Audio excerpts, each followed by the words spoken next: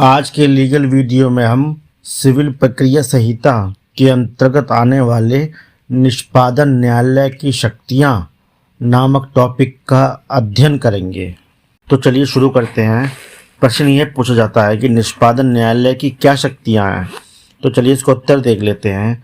निष्पादन न्यायालय की शक्तियां। निष्पादन न्यायालय आज्ञप्ति की पुनः परीक्षा नहीं कर सकता है।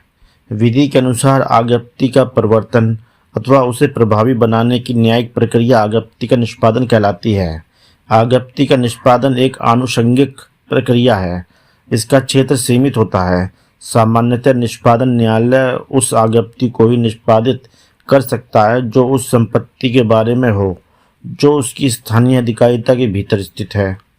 निष्पादन न्यायालय आज्ञप्ति के मूल में नहीं जा सकता है। दूसरे शब्दों में निष्पादन न्यायालय को आज्ञप्ति का निष्पादन आज्ञप्ति की शर्तों के अधीन कर देना चाहिए। अतः निष्पादन न्यायालय आज्ञप्ति की वैधता तथा सत्यता की जांच नहीं कर सकता। ऐसा न्यायालय आज्ञप्ति की आलोचना भी नहीं कर सकता और न ही आज्ञप्ति की कठोरता के विरुद्ध राहत दे सकता है। ऐसा न्यायालय पारित आज्ञप्ति में न तो कोई चीज जोड़ सकता है और न ही उसमें कोई परिवर्तन कर सकता है।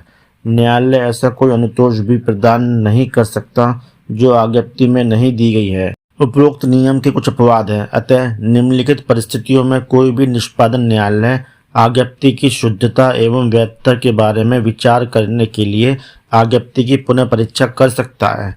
नंबर 1 पे है जहाँ कोई डिक्री क्षेत्राधिकार के अभाव में पारित की गई हो, वहाँ विधि की दृष्टि में वह आज्ञप्ति अकृत होगी।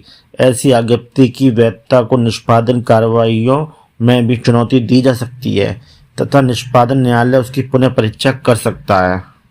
नंबर 2 पे है निष्पादन न्यायालय आज्ञप्ति के निष्पादनकर्ता की प्रश्न पर विचार कर सकता है, अर्थात विधि में परिवर्तन के कारण आज्ञप्ति निष्पादन योग्य नहीं रह गई है तो निष्पादन न्यायालय ऐसी आज्ञप्ति का निष्पादन नहीं कराएगा।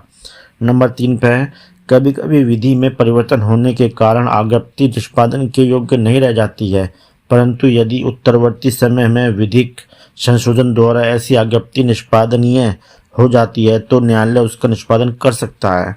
नंबर 4 पे जहां आज्ञप्ति की शर्तें अनिश्चित तथा अस्पष्ट हों वहां निष्पादन न्यायालय आज्ञप्ति का अर्थान्वयन या निर्वचन कर सकता है। इस हेतु निष्पादन न्यायालय निर्णय तथा अभिवचन पर भी विचार कर सकता है। साथियों, अगर वीडियो पसंद आया तो लाइक और सब्सक्राइब कीजिए।